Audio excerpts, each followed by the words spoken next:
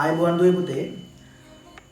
අදත් අපි ටික දවසකට පස්සේ විභාගයට අනුමාන රචනා ප්‍රශ්නයකට පිළිතුරු සාකච්ඡා කරන්න ඇවිල්ලා ඉන්නවා. ඉතින් පුතේ අපි මේ වෙනකොට 1 2 3 4 පාඩම් වලින් විභාග ප්‍රශ්න මොනවද හැදෙන්නේ කියන එක පිළිබඳව සාකච්ඡා කරලා තියෙනවා. ගොඩක් දරුවෝ කතා කරලා තිබුණා පස්වෙනි පාඩම සංස්කෘතික අවබෝධය මාධ්‍ය ස්වභාවය සහ එහි බලපෑම කියන පාඩමෙන් අහන්න පුළුවන් කියලා හිතෙන රචනා ප්‍රශ්නයක් සාකච්ඡා කරන්න කියලා කරලා ඉල්ලීමක් තිබුණා. එතකොට පුතේ පස්වෙනි පාඩම සංස්කෘතික අවබෝධය මාධ්‍ය ස්වභාවය එහි බලපෑම. ටිකක් අමාරුයි කියලා කියන පාඩමක් නේද? නැහැ, අමාරු නෑ. මේක තමයි මේ අපේ සිලබස් එකේ තියෙන ලේසිම පාඩම. එහෙම හිතන්න. අමාරු නෑ. මේ පාඩම් 12 කිසිම පාඩමක් පුතේ අමාරු නෑ. අමාරුයි කියලා හිතුවොත් අමාරුයිම තමයි. ඒක නිසා මම මේ අමාරු පාඩම ඉතාමත් සරලව ඔයගොල්ලන්ට පැහැදිලි වෙන විදිහට මම සාකච්ඡා කරන්නම්. පුතේ පස්වෙනි පාඩමෙන් අපට අහන්න පුළුවන් රචනා ප්‍රශ්න කිහිපයක්ම තියෙනවා. අනුමාන ප්‍රශ්න. මේක විභාගයට එනවමයි කියලා කියන්න බෑ.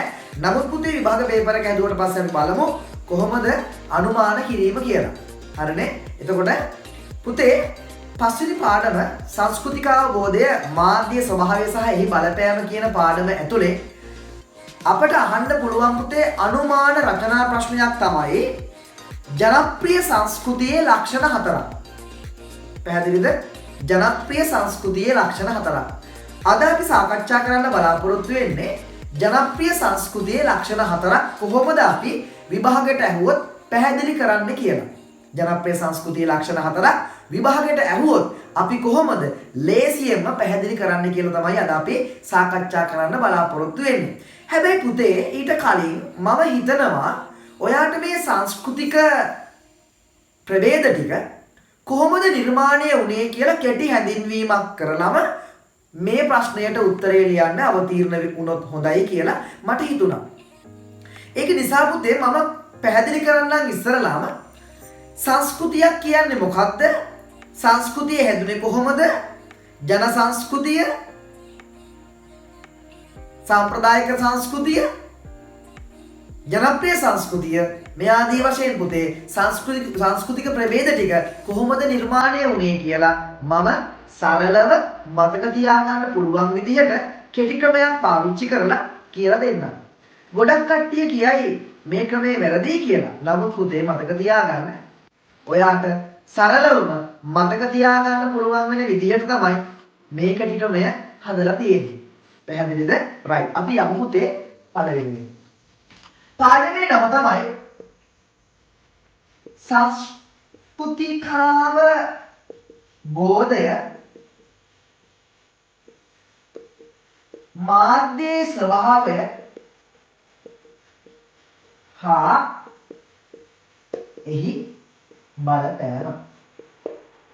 පුතේ හොඳට බලන්න අපේ පස්වෙනි පාඩමේ හැදිලා තියෙන්නේ මේ පාඩමේ හැදිලා තියෙන්නේ පුතේ කොටස් කිහිපයකින්.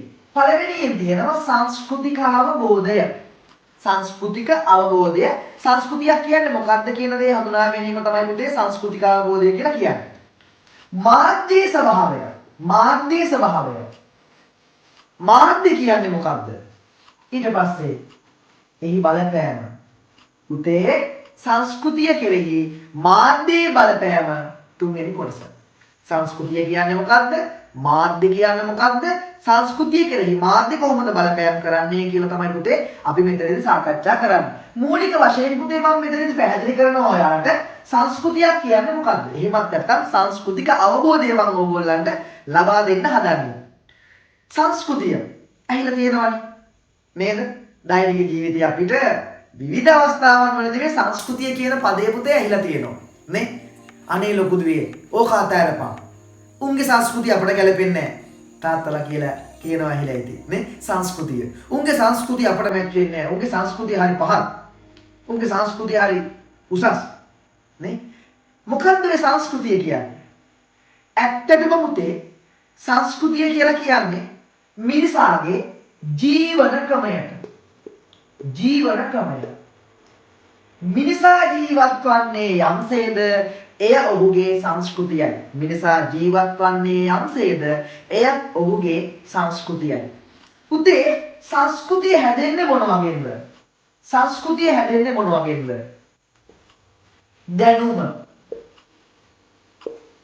ඇදහිලි, විශ්වාස, කලාව, චාරිත්‍ර, ඇඳුම් පැළඳුම්, සිතුවිලි, වටිනාකම් නේද? එහෙනම් පුතේ සංස්කෘතියක් හැදෙන්නේ මෙන්න මේ සංස්කෘතික අංගවල එකතුවෙන්.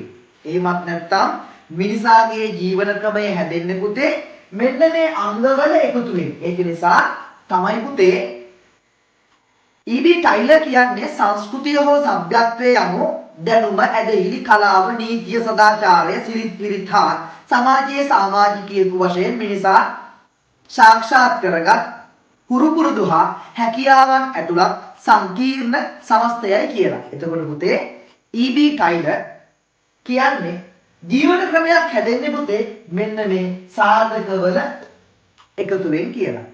පැහැදිලිද? right. අපේ සිලබස් එකේ එක තැනක තියෙනවා පුතේ මෙන්න මේ සංස්කෘතිය හැදිච්ච විදිහ. සංස්කෘතිය හැදිච්ච විදිහ අපේ සිලබස් එකේ එක තැනක තියෙනවා. මතකයි නම් මගේ පුතාලාට බලා ගන්න. එක තැනක තියෙනවා සංස්කෘතිය කියලා කියන්නේ ප්‍රകൃතියේ විකෘතිය කියලා. ගොඩාක් කට්ටියට නොතේරෙන ප්‍රകൃතියේ විකෘතිය. පුතේ ප්‍රകൃතිය කියලා කියන්නේ සබාදහම. විශ්වයේ යම් දිනක යම් ස්ථානයක මානවයා කියන ප්‍රකෘති තත්වය පුතේ ආරම්භ වෙනවා. මානවයා සබාදහම තුල මානවයා උප්පත්තිය ලබනවා. කාලයක් යනකොට පුතේ මෙන්න මේ මානවයා තුලින් යම් මානව කණ්ඩායම් තමන්ට ශිෂ්ට සම්පන්නයි කියලා හිතිච්චි, තමන්ට ශීලාචාරයි කියලා හිතිච්චි, තමන්ට ගැළපෙනවයි කියලා හිතිච්චි මානව කණ්ඩායම් තමන්ට ගැළපෙනවයි කියලා හිතිච්චි, තමන්ට ශිෂ්ට සම්පන්නයි කියලා හිතුණු විදිහට අන්න පුතේ ජීවත් වෙන්න පටන් ගත්තා. අර ප්‍රකෘති මානව තත්වයෙන් මොනවා වෙලාද? වෙන් වෙලා.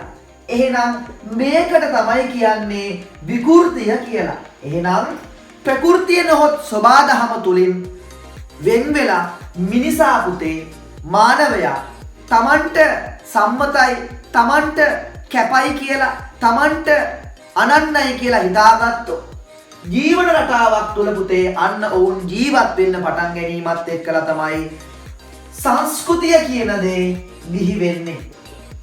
සංස්කෘතිය කියන දේ බිහි වෙන්නේ ඔන්න ඔය ප්‍රകൃතිය මානව අවධානයට ලක්වීමෙන් විකෘතීන් නිර්මාණය කරගත් මානවයා ඒ නිර්මාණය කරගත්ත ජීවන ක්‍රමයට තමයි පුතේ අපි කියන්නේ මොකක් කියලාද? සංස්කෘතිය කියලා. මේ ආදී වශයෙන් පුතේ ප්‍රകൃති මානව තත්වයෙන් ගැලවිලා ඔය විදිහට පුතේ විවිධ මානව කණ්ඩායම් තමන්ටම ආවේනික විදිහට සංස්කෘති පුතේ බිහි කරගත්තා. විවිධ කණ්ඩායම් පුතේ ඔය විදිහට නිර්මාණය කරගත්ත සංස්කෘතීන් වලට තමයි කිව්වේ පුතේ මොන සංස්කෘතීන් කියලාද? ජන සංස්කෘතීන් කියලා. පැහැදිලිද? ලෝකේ ජන වර්ග 6000කට වැඩි ප්‍රමාණයක් ජීවත් වෙනවා. ඒ හැම ජන වර්ගයකටම තියෙනවා පුතේ අනන්‍ය ජීවන ක්‍රමයක්. ඒ හැම ජන වර්ගයකටම තියෙනවා අනන්‍ය ජීවන ක්‍රමයක්.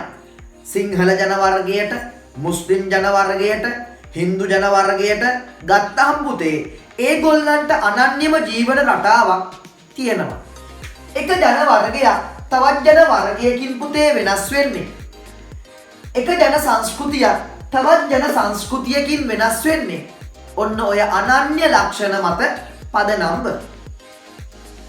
ඒ අනන්‍ය ලක්ෂණ මත පදනම්ව ඒගොල්ලෝ ඒ ජීවන රටාව තුළ ජීවත් වෙනකොට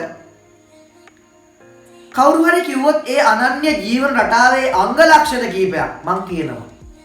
කෙනෙක් මරුණයින් පස්සේ ඒ කෙනා පැය 24ක් ඇතුළත භූම දානය කරනවා.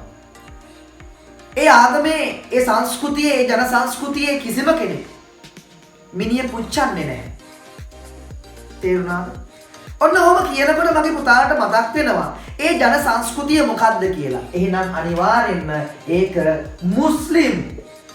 මුස්ලිම් ජන සංස්කෘතිය.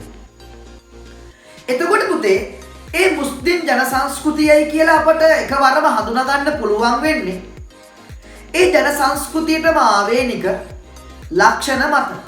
පැය 24ක් ඇතුළත අදාළ මිය ගිය පුජ්‍යලයා වළදානවා. කිසි විටකත් පුච්චන්නේ නැහැ. ආදාහනය කරන්නේ නැහැ. භූම දානය විතරයි ඒගොල්ලෝ කරන්නේ මුතදේහ.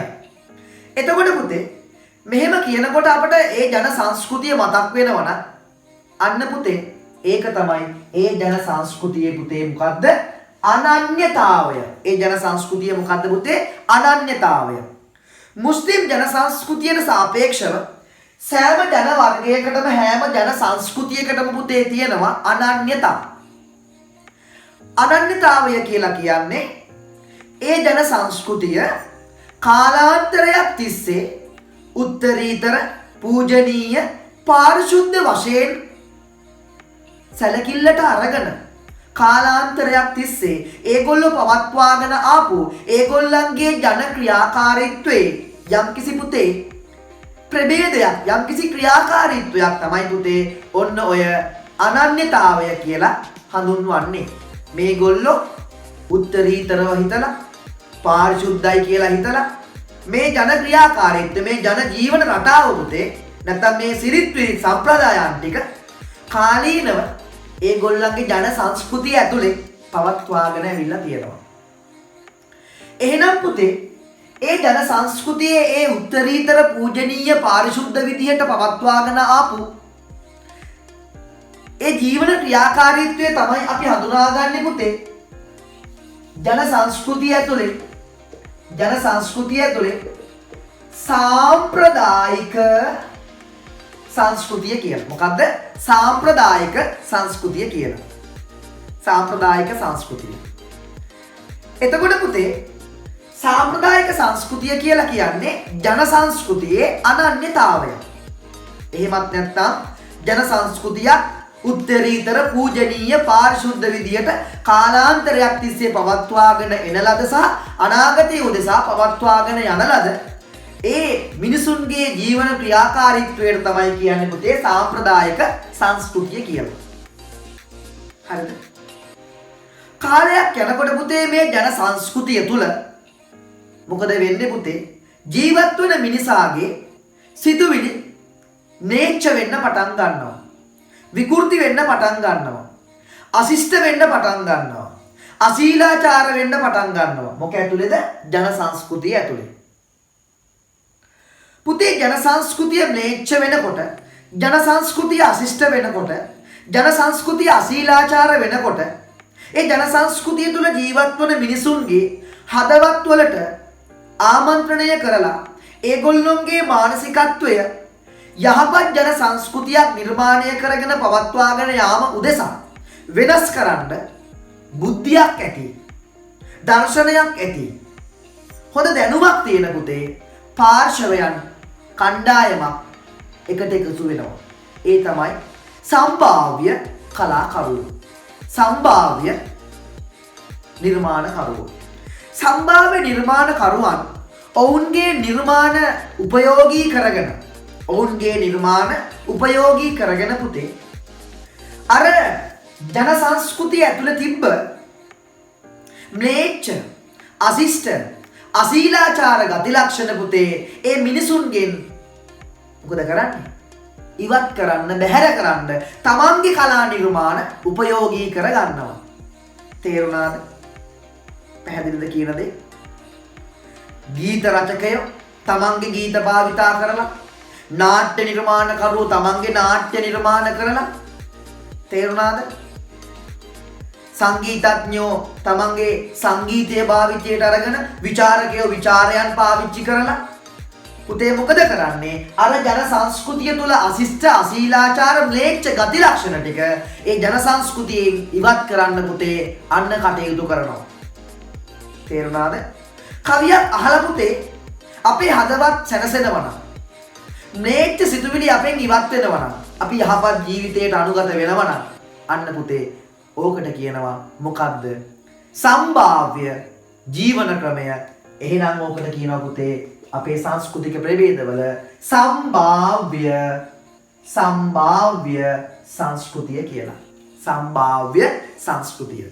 එතකොට පුතේ සම්භාව්‍ය සංස්කෘතිය කියලා කියන්නේ දක්ෂ නිර්මාණකරුවන් තමන්ගේ කලා නිර්මාණයන් උපයෝගී කරගෙන ජන සංස්කෘතිය තුළ ජීවත් වන ජනයාගේ සිතුවිලි වලට ආමන්ත්‍රණය කරමින් සිතුවිලි වෙනස් කරමින් ඔවුන් යහපත් ජන ජීවිතයකට අනුගත කරවීමේ ක්‍රියාවලිය තුළ අන්න බිහි වෙච්ච සංස්කෘතිය අන්න බිහි වෙච්ච ජීවන ක්‍රමයට අපි කියනවා මොකක් කියලාද?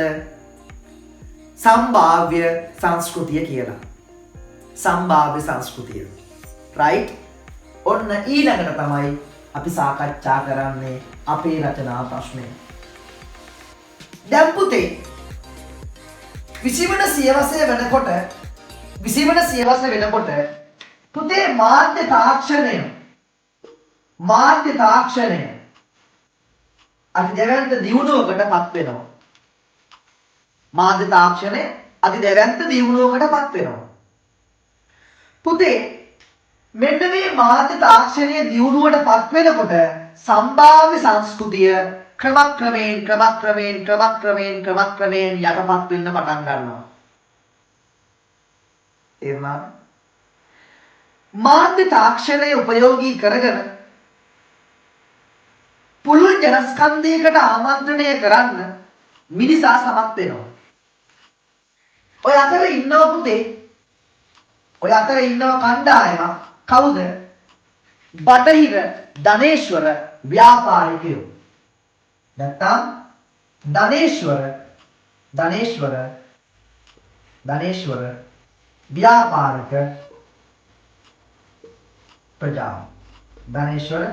ව්‍යාපාරික ප්‍රජාව.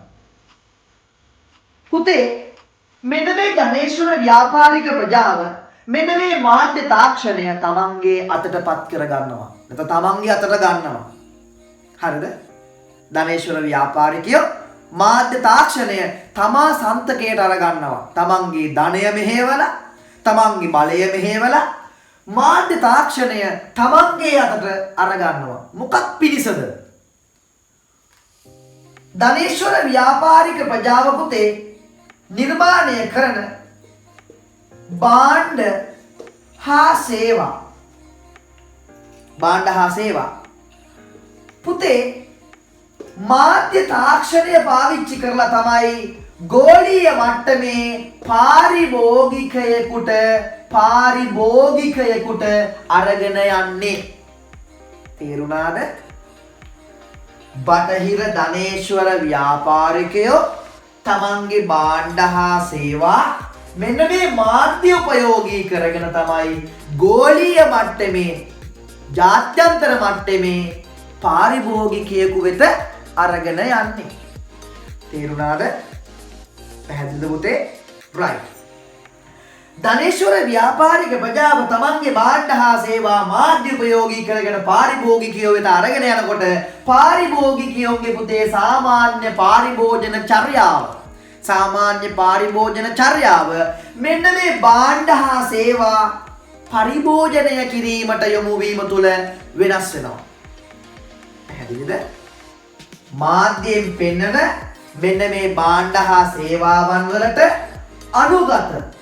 අනුගත වීම තුළ පුතේ පාරිභෝගිකයාගේ සාම්ප්‍රදායික පාරිභෝජන චර්යාවන් පුතේ අන්න වෙනස්කම් වලට ලක් වෙනවා. තේරුණාද කියන දේ? පැහැදිලිද?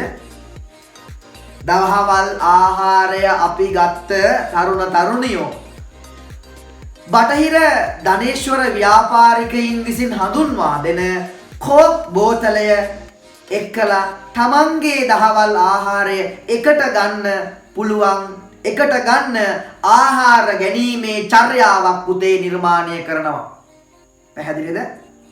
කෝක් ජනප්‍රියත්වයේ රැල්ල කරනවා. කෝක් තාරුණ්‍යයේ රැල්ල කරනවා. එහෙනම් පුතේ බහුජාතික සමාගමක් වෙච්චි කොකාකෝලා තමන්ගේ භාණ්ඩ හා සේවා ගෝලීය මාධ්‍ය නාලිකා උපයෝගී කරගෙන ගෝලීය මට්ටමේ පාරිභෝගිකයෙකු වෙත අරගෙන යනවා. ගෝලීය මට්ටමේ පාරිභෝගිකයා කෝක් එක්කලා කෑම කන්න පුරුදු වෙනවා. කෝක් එක්කලා කෑම කනකොට නව ආහාර ගැනීමේ චර්යාවක්, ජනප්‍රිය චර්යාවක් අන්න පුතේ නිර්මාණය වෙනවා. එක්කෙනෙක් දෙන්නෙක් මේ ජනප්‍රිය රැල්ලට අනුගත වෙනකොට පුතේ මේක මහා පරිමාණයෙන් පුතේ සමස්ත ජන වර්ගයම අන්න ඒ ජනප්‍රිය සංස්කෘතියට අනුගත වෙන්න පටන් ගන්නවා. එහෙනම් ජන සංස්කෘතිය පුරාවටම මේ ජනප්‍රිය රැල්ල පුතේ ව්‍යාප්ත කර හරින්න මාධ්‍ය කටයුතු කරනවා. මාධ්‍ය පාරිභෝගිකයව අන්දවනවා. මාධ්‍ය පාරිභෝගිකයාට කොහොම හරි මෙන්න මේ භාණ්ඩ හා සේවා පරිභෝජනය කරන්න හිතන විදිහට මාධ්‍ය නිර්මාණ පුතේ සිදු කරනවා. මාධ්‍ය තමන්ගේ පැවැත්ම උදෙසා ව්‍යාපාරිකයින්ගෙන් ආදායම් ලබන්න ව්‍යාපාරිකයින්ගේ මාධ්‍ය හා භාණ්ඩ හා සේවා මාධ්‍ය ඔස්සේ පාරිභෝගිකයා වෙත අරගෙන යනවා. පාරිභෝගිකයා ඊට අනුගත වීම තුළ ඔහුගේ ගොඩනැගෙන පාරිභෝජන නව පාරිභෝජන චර්යාව මත ගොඩනැගෙනවා පුතේ ජනප්‍රිය සංස්කෘතිය. ගොඩනැගෙනවා ජනප්‍රිය සංස්කෘතිය. එහෙනම් ජනප්‍රිය සංස්කෘතිය කියලා කියන්නේ පරිභෝජන රටාවක්. ජනප්‍රිය සංස්කෘතිය කියලා කියන්නේ වාණිජ වෙළඳපොළ ක්‍රමයක්. ජනප්‍රිය සංස්කෘතිය කියලා කියන්නේ මාධ්‍ය ඔස්සේ ව්‍යාප්ත කරන දෙයක්. ජනප්‍රිය සංස්කෘතිය කියලා කියන්නේ බටහිර ධනේශ්වර ව්‍යාපාරිකයින්ගේ මහා පරිමාණයේ නිෂ්පාදනයක් සහ මාධ්‍ය විසින් කරන මහා පරිමාණයේ බෙදා හැරීමක්. ඒ විතරක් නෙමෙයි ජනප්‍රිය සංස්කෘතිය හැමදාකම එකම විදිහට තියෙන්නේ නැහැ. බටහිර ධනේශ්වර ව්‍යාපාරිකයන්ට ඕන වෙන්නේ හැකිතාක් ආදායම් උපයන්න. හැකිතාක් ආදායම් උපයන්න නම් පුතේ හැකිතාක් භාණ්ඩ හා සේවා, නව භාණ්ඩ හා සේවා ගතවන මොහොතක් පාසා නව භාණ්ඩ හා සේවා පුතේ මොකද කරන්න ඕනේ? නව භාණ්ඩ හා සේවා මාධ්‍ය ඔස්සේ පාරිභෝගිකයා වෙත අරගෙන යන්න ඕනේ. මාසයක් ගියාට පස්සේ ඊළඟ අලුත් එකක්. ඊළඟ මාසෙ ගියට ඊළඟ අලුත් එකක්. ඊළඟ මාසෙ යනකොට තවත් අලුත් එකක්. ඊළඟ මාසෙ යනකොට තවත් අලුත් එකක්. අන්න පුතේ අවුරුද්දක් ඇතුළත එකම භාණ්ඩය විවිධ මුහුණුවරකින් පුතේ අරගෙන එනකොට ඒ විවිධ එකම භාණ්ඩය විවිධ මුහුණුවරයන්ගෙන් පරිභෝජනය කරන්න පාරිභෝගිකයා සමත් වෙනවා කියලා කියන්නේ පාරිභෝගිකයා ව්‍යාපාරිකයින්ගේ භාණ්ඩ හා සේවා පුළුවන් තරම් මිලදී අරගෙන ව්‍යාපාරිකයින්ට පුතේ තමන්ගේ ධනය අන්න වැය කරනවා. ව්‍යාපාරිකයින්ට තමන්ගේ ධනය දීලා ට්‍රෙන්ඩ් එකකට අනුගත වෙනවා. ජනප්‍රිය රැල්ලකට අනුගත වෙනවා. කවුද? පාරිභෝගිකයා. පාරිභෝගිකයාට බුද්ධිමය ශක්්‍යතාවයක් නැහැ පුතේ. පාරිභෝගිකයාට හිතන්න විදිහක් නැහැ. පාරිභෝගිකයාට හිතන්නවත් තරම් පුතේ ඉඩක් ඉතුරු කරන්නේ මෙන්න මේ මාධ්‍ය. ඊටාම සූක්ෂම විදියට භාණ්ඩය හා සේවාව පාරිභෝගිකයාට අරගෙන ගිහිල්ලා පාරිභෝගිකයා ඒ භාණ්ඩය හා සේවාව පරිභෝජනය කරන තැනට මාධ්‍ය පාරිභෝගිකයව පොළඹවනවා. ඒ තරම් සූක්ෂම විදිහට පුතේ මාධ්‍ය ක්‍රියාත්මක වෙනවා. කොතනද? ජනප්‍රිය සංස්කෘතිය තුල. තේරුණාද පුතේ? පැහැදිලිද? ජනප්‍රිය සංස්කෘතිය කියන්නේ මොකක්ද කියන දේ පිළිබඳ පැහැදිලි අවබෝධයක් ආවද කියන්න? ඔව්. එහෙනම් ජනප්‍රිය සංස්කෘතිය තුල ඉන්නේ ප්‍රධාන පාර්ශවයන් තුනයි. ධනේශ්වර ව්‍යාපාරිකයෝ, අතරමැදි මාධ්‍ය, අනුගත වෙන්නන් සාමාන්‍ය පාරිභෝගිකයෝ. තේරුණාද? ජනප්‍රිය සංස්කෘතිය කියලා කියන්නේ පුතේ ධනේශ්වර ව්‍යාපාරිකයන් තමන්ගේ භාණ්ඩ හා සේවාවන් මාධ්‍ය ඔස්සේ පාරිභෝගිකයාට රැගෙන යාම තුළ පාරිභෝගිකයා ඒ භාණ්ඩ පරිහරණය කරන්න පරිභෝජනය කරන්න යොමු වෙනවා. අන්න ඒ යොමු වීම තුළ පාරිභෝගිකයා තුළ ගොඩනැගෙන නව ජීවන රටාවට කියනවා පුතේ මොකක් කියලාද? ජනප්‍රිය සංස්කෘතිය කියලා. පැහැදිලිද? ජනප්‍රිය සංස්කෘතිය. පුතේ ජනප්‍රිය සංස්කෘතියේ ලක්ෂණ හතරක් පැහැදිලි කරන්න නම් ඔයාට මෙන්න මේ ප්‍රොසෙස් එක, මෙන්න මේ ක්‍රියාකාරීත්වය, මේ අවබෝධය පුතේ ඔයාට ඕන වෙනවා. හොඳට බලා ගන්න. කණ්ඩායම් තුනයි. අතරමැදියා තමයි මාධ්‍ය. හරිද? රයිට්. එහෙනම් ඔන්න මම මේකේ ලක්ෂණ ටික මගේ පුතාලට විස්තර කරන්න උගන්වනවා. හරිනේ? එහෙනම් ඔන්න ඊළඟට අපි යනවා පුතේ මේකේ ලක්ෂණ ටික විස්තර කරගන්න. දැන් පැහැදිලි. ජනප්‍රිය සංස්කෘතිය හැදිච්ච විදිය පුතේ පැහැදිලි. ජනප්‍රිය සංස්කෘතිය හැදිච්ච විදිය පැහැදිලි. රයිට්. පළවෙනි එක ජනප්‍රිය සංස්කෘතියේ පළවෙනි ලක්ෂණය තමයි මාධ්‍ය ඔස්සේ ව්‍යාප්ත වේ. මාධ්‍ය ඔස්සේ ව්‍යාප්ත වේ. ඔව් පුතේ කොහොමද විස්තර කරන්නේ? ජනප්‍රිය සංස්කෘතිය ව්‍යාප්ත වෙන්නේ මාධ්‍ය ඔස්සේලු. ජනප්‍රිය සංස්කෘතිය ව්‍යාප්ත වෙන්නේ මාධ්‍ය ඔස්සේලු. පැහැදිලි කරන්න කලින් පුතේ ක්‍රියාවලිය ලියලා ඉන්න ඕනේ මූලිකවම. ජනප්‍රිය සංස්කෘතිය හැදෙන හැටි ලියලා ඉන්න ඕනේ.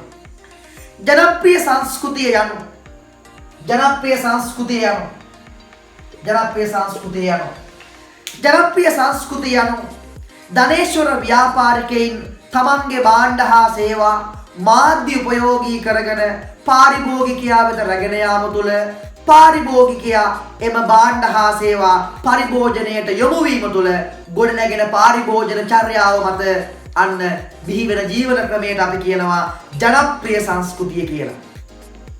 තේරුණාද? එහෙනම් එතරදී පාරිභෝගිකයා සහ ව්‍යාපාරිකයා අතර කෙරෙන ගනුදෙනුවේ අතරමැදියා වෙන්නේ වෙන කවුරුත් නෙමේ පුතේ. කවුද? මාධ්‍ය. පාරිභෝගිකයා සහ ව්‍යාපාරිකයා අතර කෙරෙන ගනුදෙනුවේ අතරමැදියා තමයි පුතේ මාධ්‍ය. මාධ්‍ය මොකටද මේ විදියට හැසිරෙන්නේ? මාධ්‍ය ආයතන වලට පුතේ ස්වාධීන පැවැත්මක් නැහැ. මාධ්‍ය ආයතන ක්‍රියාත්මක වෙන්න නම් අනිවාර්යයෙන්ම මාධ්‍ය ආයතන වලට මූල්‍ය සම්පත් අත්‍යවශ්‍ය වෙනවා. තමන්ගේ මූල්‍යමය සම්පත් සපුරා ගන්න මාධ්‍ය මොකද කරන්නේ? තමන්ගේ කාල අවකාශයන් ව්‍යාපාරිකයින්ට ලබා දෙනවා. තමන්ගේ කාල අවකාශයන් ව්‍යාපාරිකයින්ට ලබා දීම තුළ මහා විශාල ප්‍රමාණයේ පුතේ ආදායමක් මාධ්‍ය ආයතන උපයනවා. නමුත් පුතේ තමන්ගේ මාධ්‍ය කාල අවකාශයන් උපයෝගී කරගෙන ව්‍යාපාරිකයින් ඊටත් වඩා ලාභයක් හොයනවා පුතේ. පාරිභෝගිකයා වෙත මාධ්‍ය තමයි අන්න භාණ්ඩය හා සේවාව අරගෙන යන්නේ. පාරිභෝගිකයා තමන්ගේ භාණ්ඩය හා සේවාව පරිභෝජනය කරන තැනට ඔහුව පත් කරන්නේ, ඔහුගේ සිතුවිලි නිර්මාණය කරන්නේ වෙන කවුරුවත් නෙමේ පුතේ, මාධ්‍ය. මාධ්‍ය තමයි පාරිභෝගිකයා ගනුදෙනු කරුවා එක්කලා එක්රැස් කරන්නේ. පාරිභෝගිකයට භාණ්ඩ හා සේවා මිලදී ගන්න පුළුවන් වෙන විදිහට, පාරිභෝගිකයට භාණ්ඩ හා සේවා පරිශීලනය කරන්න, පරිභෝජනය කරන්න හැකිවන විදිහ බව අන්න මාධ්‍ය තමයි පාරිභෝගිකයා වෙත දැනුවත් කරන්නේ. භාණ්ඩය හා සේවාව මිලදී ගන්න විදිහ, පරිභෝජනය කරන ආකාරය පිළිබඳව පුතේ මාධ්‍ය පාරිභෝගිකයව දැනුවත් කරනවා. එහෙනම් පාරිභෝගිකයා භාණ්ඩය හා සේවාව වෙත ආකර්ෂණය කර ගැනීම විතරක් නෙමෙයි පුතේ, පාරිභෝගිකයාට නව පරිභෝජන ශෛලී උගන්වන්නේ පුතේ මාධ්‍ය. එහෙනම් මාධ්‍ය අද වෙනකොට පුතේ පුජ්‍යලයා විශාල ප්‍රමාණයෙන් මාධ්‍ය විශ්වාස කරනවා. තමන්ගේ ජීවන ශෛලිය වෙනස් කර ගන්න, නව ජීවන රටාවන්ට අනුගත වෙන්න පුතේ පාරිභෝගිකයා මාධ්‍ය කරගන්නේ වෙන කවුරුත් නෙමෙයි පුතේ, ජනමාධ්‍ය හෝ නව මාධ්‍ය හෝ සමාජ මාධ්‍ය. එහෙනම් මාධ්‍ය ක්‍රියාවලිය උපයෝගී කරගෙන පුජ්‍යලයා සමාජානුයෝජනය වෙනවා. එහෙනම් ඒ සමාජානුයෝජනය තුළ එක් අවස්ථාවක් තමයි පුතේ අපි මේ ජනප්‍රිය සංස්කෘතිය කියලා සාකච්ඡා කරන්නේ. එහෙනම් ජනප්‍රිය සංස්කෘතිය තුළ පුතේ ජනප්‍රිය සංස්කෘතියක් නිර්මාණය කරන්නේ, නිෂ්පාදනය කරන්නේ වෙන කවුරුත් නෙමෙයි පුතේ, මාධ්‍ය. පාරිභෝගිකයා මාධ්‍ය එක්කලා එක්රැස් කරලා එකතු කරලා පාරිභෝගිකයා තුළ නව ජීවන රටාවකට පාරිභෝගිකයා අනුගත කරවන්නේ වෙනත් කවුරුත් නෙමෙයි පුතේ, මාධ්‍ය. එහෙනම් ජනප්‍රිය සංස්කෘතිය ව්‍යාප්ත කර හරින්නේ වෙන කිසිම කෙනෙක් නෙමෙයි පුතේ. කවුද? මාධ්‍ය ක්‍රියාවලිය. මාධ්‍ය ක්‍රියාවලිය. තේරුණාද පුතේ? ඒක විස්තර කරන විදිය right. අංක 2. අංක 2. කල් පවත්නා ස්වභාවයක් නොමැත. කල් පවත්නා ස්වභාවයක් නොමැත. පුතේ අපිට මේක කියන්න පුළුවන් ගතිකයි කියලා. ජනප්‍රිය සංස්කෘතිය ස්ථාවර දෙයක් නෙමෙයි පුතේ. ජනප්‍රිය සංස්කෘතිය ස්ථාවර දෙයක් නෙමෙයි. ගතවන තත්පරයක් පාසා ජනප්‍රිය සංස්කෘතිය පුතේ නවීකරණයට ලක් වෙනවා. ඊට හේතුවක් තියෙනවා. මොකද්ද? ඊට හේතුවක් තියෙනවා. පුතේ පාරිභෝගිකයා කැමති නව භාණ්ඩ හා සේවා පරිභෝජනය කරන්න. ව්‍යාපාරිකයෝ කැමති තමන්ගේ භාණ්ඩ හා සේවා වැඩි වශයෙන් මොනා කරන්නද? පාරිභෝගිකයා වෙත හඳුන්වා දීලා පාරිභෝගිකයා ඒ භාණ්ඩය හා සේවාව මිලදී ගන්න තැනටපත් කරන්න ව්‍යාපාරිකයෝ කැමති. පාරිභෝගිකයා බඩු ගන්න කැමති, ව්‍යාපාරිකයා බඩු නිෂ්පාදනය කරන්න කැමති.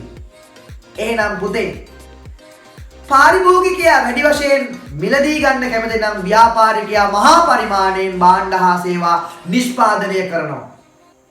නිෂ්පාදනය කරලා පුතේ මොකද වෙන්නේ? එක සමාජගත කළාට පස්සේ එක භාණ්ඩයක් එක සේවාවක් සමාජගත කළාට පස්සේ අන්න පුතේ කල් ගත වෙන්න කලින් ට්‍රෙන්ඩ් එක බහින්න කලින් අන්න ඊළඟ භාණ්ඩය සමාජගත කරනවා. සමහරක් වෙලාවට එකම භාණ්ඩේ තවත් වෙනස් ප්‍රභේදයක් වෙන්න පුළුවන්. තේරුණාද? එකම භාණ්ඩේ තවත් වෙනස් ප්‍රභේදයක් වෙන්න පුළුවන්. තේරුණාද? විම් කටේ හඳුන්වා දෙනවා. විම් කටේ හඳුන්වා දීලා ටික කාලෙකින් පුතේ මොකද කරන්නේ? විම් ඩිෂ් වොෂ් නැත්නම් ලික්විඩ් එක අන්න දියරලින් දියර හඳුන්වා දෙනවා. තේරුණාද? දියර විම් එක හඳුන්වා දෙනවා. පැහැදිලිද? තේරුණාද? විලාසිතා ගත්තොත් පුතේ විලාසිතාව හෙයා කට් ගත්තොත් හෙයා කට් පුතේ මොකද කරන්නේ? කාලෙන් කාලෙට নানা ප්‍රකාර හෙයා කට් විලාසිතා පුතේ අන්න හඳුන්වා දෙනවා ධනේශ්වර ව්‍යාපාරිකයෝ. ධනේශ්වර ව්‍යාපාරිකයෝ විලාසිතා හඳුන්වා දීම තුළ පාරිභෝගිකයෝ කැමති පුතේ නව විලාසිතාවන්ට යොමු වෙන්න. පැහැදිලිද? ට්‍රෙන්ඩ් එක කියලා කියන්නේ ට්‍රෙන්ඩ් එකට අනුගත වෙන්න කැමති. එහෙනම් පුතේ ට්‍රෙන්ඩ් එක හැමදාම එකම විදිහට තියෙන්නේ නැහැ. ට්‍රෙන්ඩ් එක තියෙන්නේ ටික කාලයයි. අලුත් ට්‍රෙන්ඩ් එකක් එනකොට අර පරණ ට්‍රෙන්ඩ් එක අමතක කරලා රැල්ල අමතක කරලා අලුත් ට්‍රෙන්ඩ් එකට පුතේ අන්න අපේ ළමයි මොනවා වෙනවද? අනුගත වෙනවා. එහෙනම් පුතේ අන්න ට්‍රෙන්ඩ් එකක් හැමදාම එකම විදිහට තියෙන්නේ නැහැ. ජනප්‍රිය සංස්කෘතිය හැමදාම එකම විදිහට තියෙන්නේ නැහැ පුතේ. අන්න එක ජනප්‍රිය සංස්කෘතියකට ජනයා අනුවර්තනය වෙලා ඉවර වෙනකොට ඊළඟට අන්න නව සංස්කෘතික ප්‍රභේදයක් නව ජනප්‍රිය සංස්කෘතියක් ධනේශ්වර ව්‍යාපාරිකයන් පුතේ පාරිභෝගිකයා වෙත හඳුන්වා දෙනවා. පැහැදිලිද? එහෙනම් නොබෝ කාලයක් තුළ හඳුන්වා දෙනවා භාණ්ඩ හා සේවාවන් ටික කාලයයි පුතේ තියෙන ජනප්‍රිය සංස්කෘතිය ජනප්‍රියත්වය ඊළඟට ජනප්‍රිය සංස්කෘතිය ජනප්‍රියත්වය නැති වෙලා යනකොට අලුත් භාණ්ඩයක් හා සේවාවක් ළඟ හඳුන්වා දීලා පුතේ මේගොල්ලෝ ව්‍යාපාරිකයෝ භාණ්ඩ හා සේවාවන් විකුණනවා ආදායම් ලබනවා. එහෙනම් වැඩි වශයෙන් භාණ්ඩ නිෂ්පාදනය කරන්න තමයි පුතේ වැඩි වශයෙන් ආදායම් උපයන්න හැකියාවක් ලැබෙන්නේ. පාරිභෝගිකයා එක භාණ්ඩයක් පාවිච්චි කරලා ඒක ජනප්‍රියත්වයෙන් බැහැලා යනකොට තවත් භාණ්ඩයක් ඒ භාණ්ඩෙම අලුත් ප්‍රභේදයක් මිලදී ගන්නවා. ඒ භාණ්ඩයක් ටිකක් කල් පාවිච්චි කරනකොට ජනප්‍රියත්වයේ බැහැලා යනකොට ඒ භාණ්ඩෙම නව ප්‍රභේදයකට අනුවර්තනය වෙනවා. එහෙනම් පුතේ ජනප්‍රිය සංස්කෘතිය කියලා කියන්නේ හැමදාම එකම විදිහටද එකම තැන පල් වෙන දෙයක් නෙමෙයි පුතේ. වැඩි වශයෙන් ව්‍යාපාරිකයෝ භාණ්ඩ හා සේවා නිෂ්පාදනය කරනවා. එක ළඟ පුතේ ට්‍රෙන්ඩ් වලට අනුගත වෙනවයි කියලා කියන්නේ පාරිභෝගිකයා. අන්න ජනප්‍රිය සංස්කෘතිය කලින් කාලට පුතේ මාසෙට අන්න මොකද වෙන්නේ? වෙනස් වෙනවා. ගතවන තත්පරයක් පාසා ජනප්‍රිය සංස්කෘතියේ අන්න පුතේ වෙනස්කම් වලට ලක් වෙනවා. පැහැදිලිද? දෙවෙනි කාරණාව. තුන්වෙනි කාරණාව. වාණිජත්වය මත බැඳී පවතී. වාණිජත්වය මත බැඳී පවතී. පුතේ මතක තියාගන්න ජනප්‍රිය සංස්කෘතිය කියලා කියන්නේ මහා පරිමාණයේ නිෂ්පාදනයක්. තේරුණාද? ජනප්‍රිය සංස්කෘතිය කියලා කියන්නේ මහා පරිමාණයේ නිෂ්පාදනයක්.